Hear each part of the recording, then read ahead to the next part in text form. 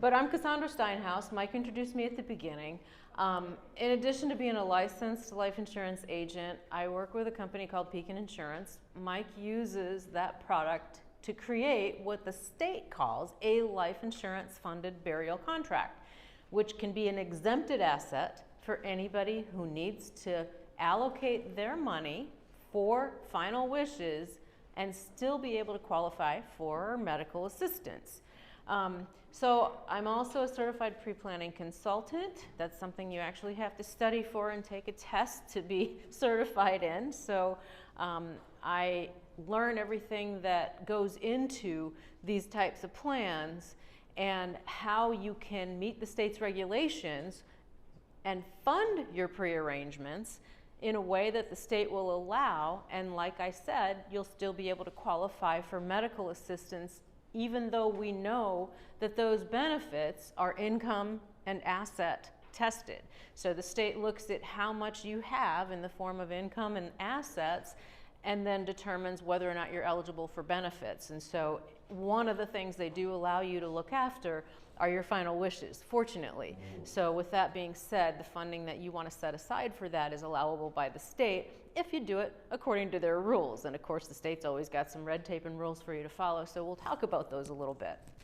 So there are a lot of reasons people pre-plan. You guys are here because you're thinking about reasons why it might make sense for you to pre-plan or someone you know to pre-plan.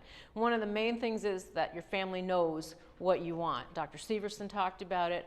Jennifer talked about a lot of ways to make the things you want to happen and make those arrangements. But people do it because sometimes they want a personal touch. A lot of people are doing things really personalized for their life celebration. I was really kind of surprised when my uncle passed away this spring.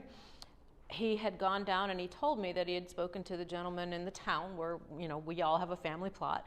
And he had determined what his stone was going to be, and he had made his arrangements with the monument person.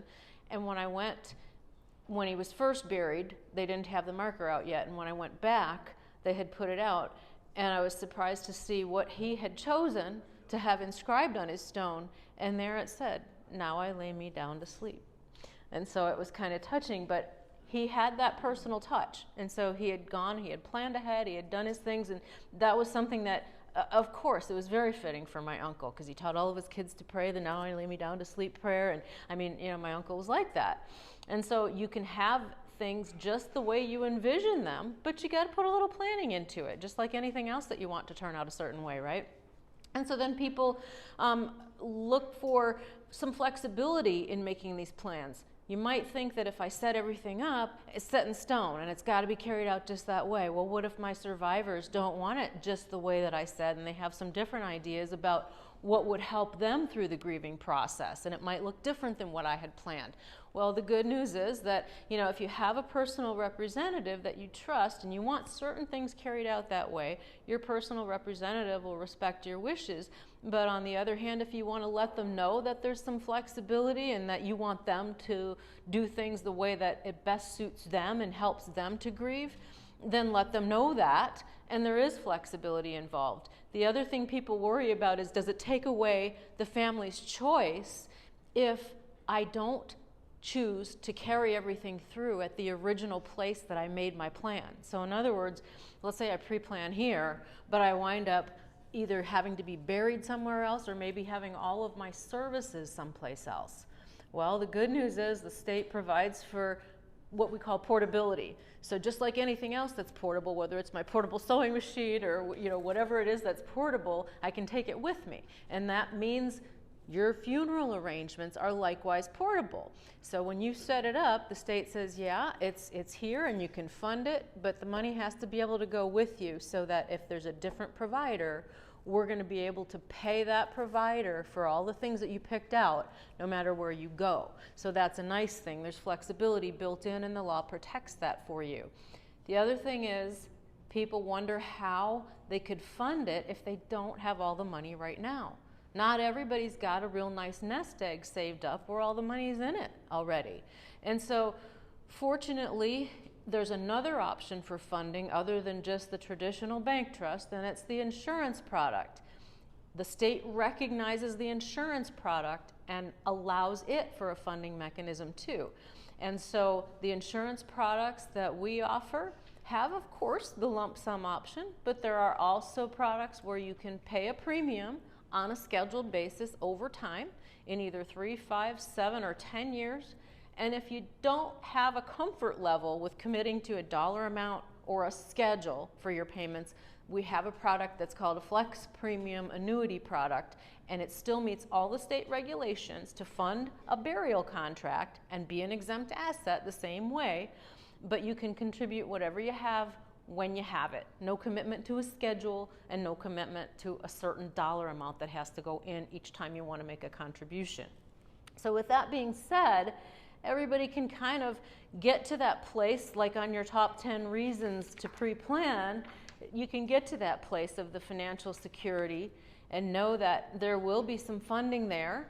And then everybody has more peace of mind when we know that it's all done. Everybody in society today has heard the term, I'm sure you've all heard, set it and forget it, right? They're talking that term all the time. Well, the thing is, people want to get through this sometimes and then say, okay, we did it, it's done, and now we've communicated it to our family and we don't have to think about it anymore. And everybody's got somebody in their family, it seems, who tells you, you sit down and you say, hey, let's talk about these things. I want you to know some stuff, what happens when I die. Even my uncle, when we talked about the family plot, he says, I want to talk to you about something I don't think you want to talk about. And I said, well, what is it, Uncle Dick? And he says, no, I got some plots down at the cemetery. And I was like, oh yeah, I want to talk about it. He goes, you do? But somebody, along the line, there's somebody probably in your family that says, no, don't talk to me. I don't want to know what you want when you die because I don't want to think about when you die. I can't handle that. I can't talk about that or think about it. So they're kind of a wreck, that person, right? Well, the thing is, you're still here. And right now you could talk about it, and when you do, you could put your arm around them and go, it's okay, we're going to get through this. I'm going to tell you, I'm going to show you how, and I'm going to get you through it, and then we're going to put it behind us and be done with it, and you'll know what to do. But think of that person. They're that much of a wreck now that they want to practice avoidance to the max. Well, when you're gone, how are they going to handle it all if they have to handle it when you're not there to be able to put your arm around them and say, okay, I'm going to help you, and I'm going to explain it, and you're going to understand, and we're going to get through it. They are the people who will need it the most. The ones that buck the most about talking about it are the ones that are going to need it the most when you're not here to help them through it.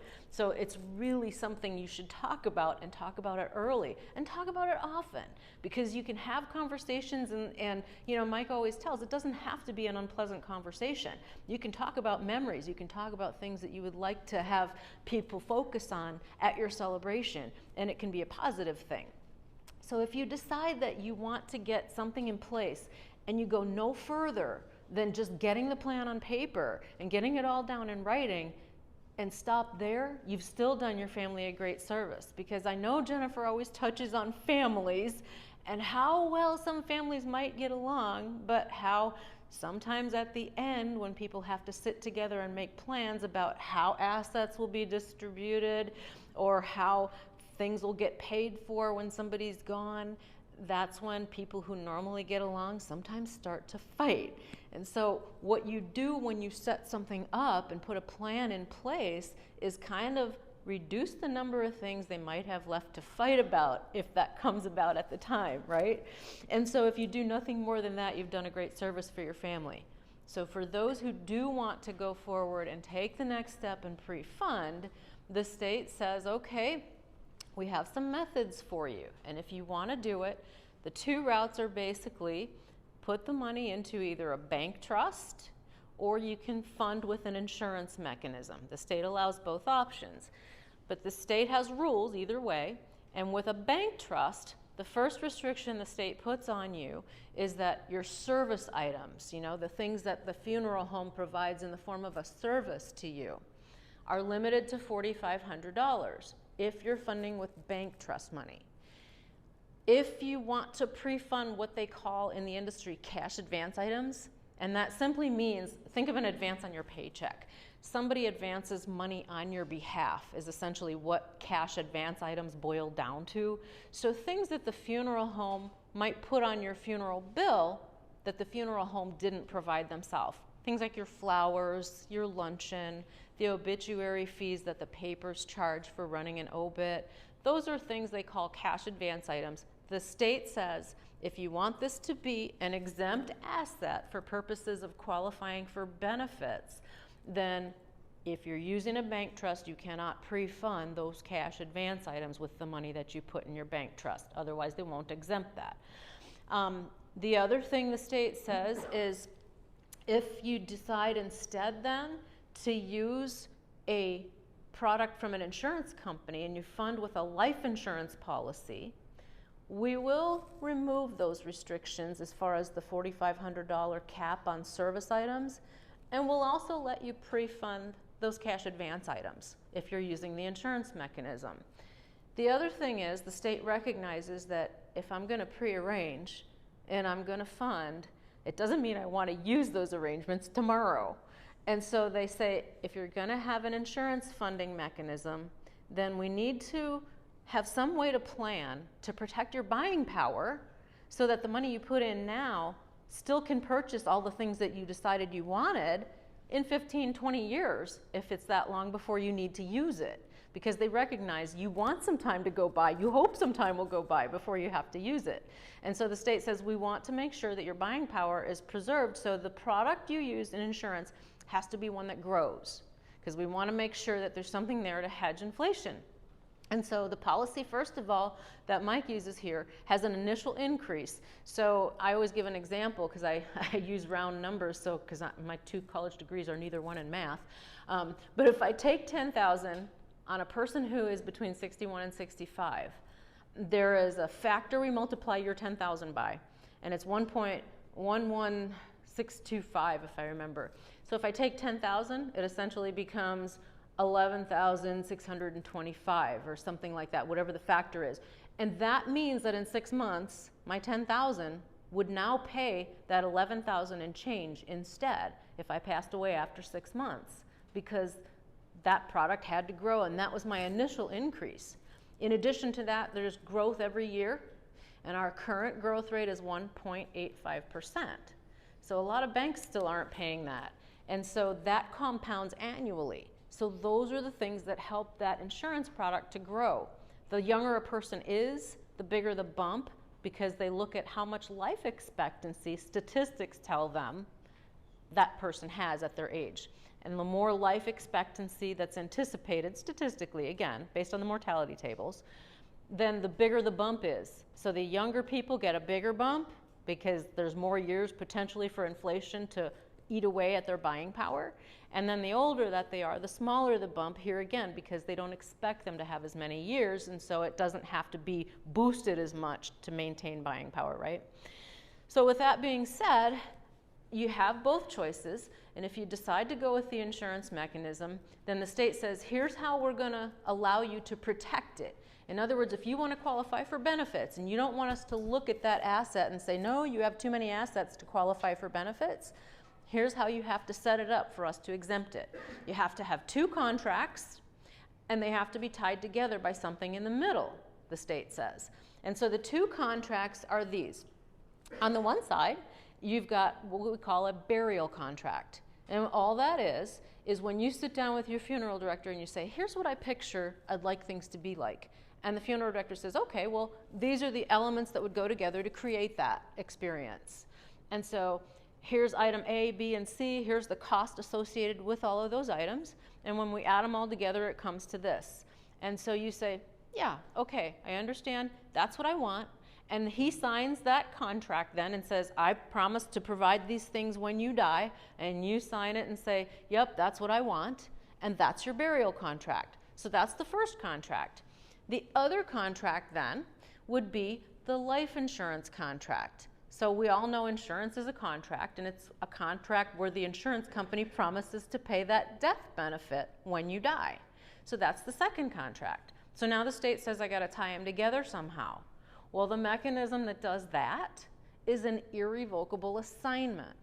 And that assignment has 2 jobs. The first one while you're alive, and the second one is when you die. So the first job it has while you're living is to make sure that all of the values that are over here in your life insurance policy, including the cash values and all of the ownership rights, have to live safely in a trust while you're still alive, so that nobody can touch them or use them or take them for any other purpose while you're still here. And then the second job that that assignment has takes place when you die. And what its job is then is to ensure that no money from the death benefit proceeds on that insurance contract are allowed to go anyplace else until your burial contract bill is paid for and all of those things are satisfied. So it makes sure that nobody can take the money and usurp it for any other purpose. It's tied to that burial contract and it's going to pay for it. So people always say, well, if the insurance product has to grow, and if I get a nice fat bump because I planned early, what happens if it grows bigger than the amount of money that's needed to pay for my burial contract? Well, as an attorney would say, it depends, but it's only two ways that it can go. The first one would be if you are not on medical assistance, then the insurance company is bound by law to pay the excess money to your beneficiary. So if you named a person as your beneficiary, we have to make a separate check out to that person, and as long as you weren't on medical assistance, they can do whatever they want with it and keep that money.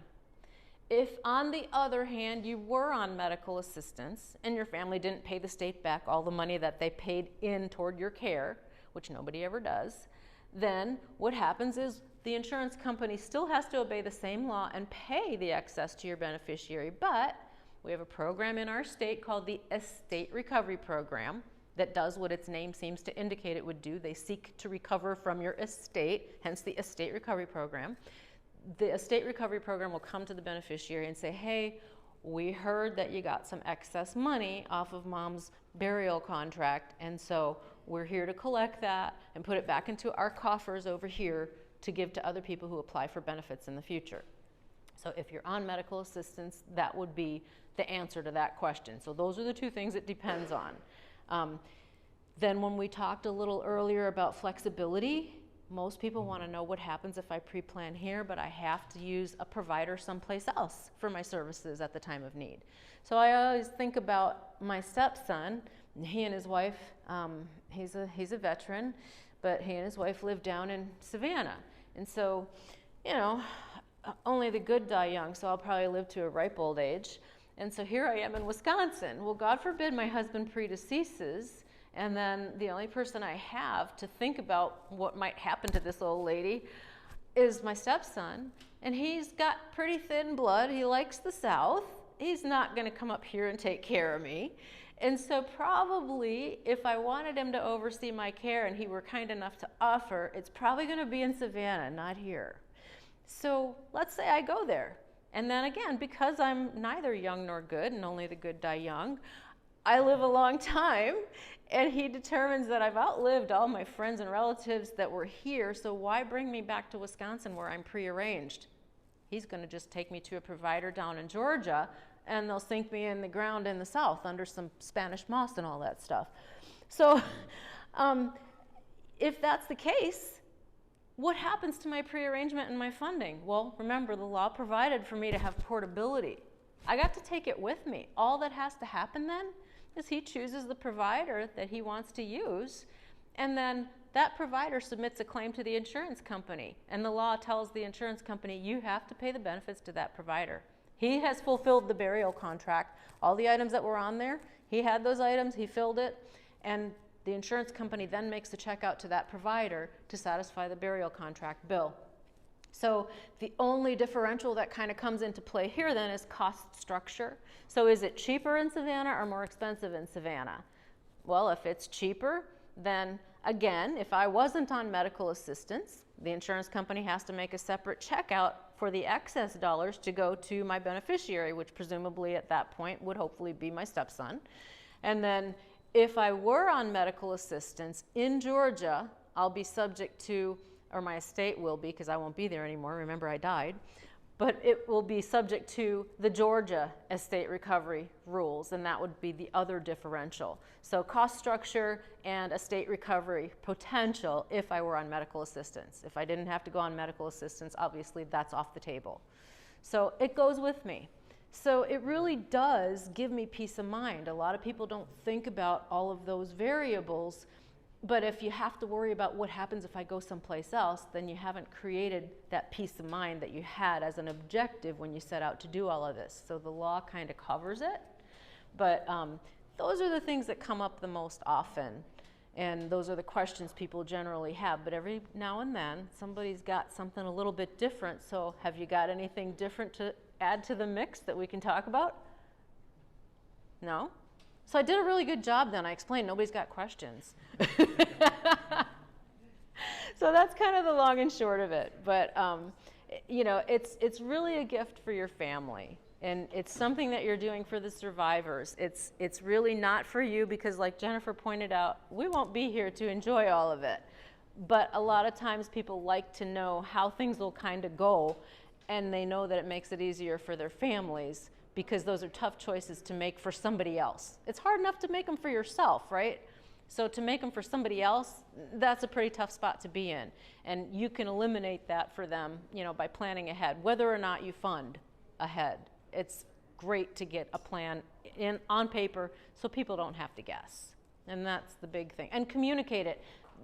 It's great to make the plan, but if you don't tell anybody that you made it and you don't tell them where it is, then it doesn't help much either. So you got to communicate that. So if they won't talk about it, then make the plan and then tell them where it is, and that'll get you there.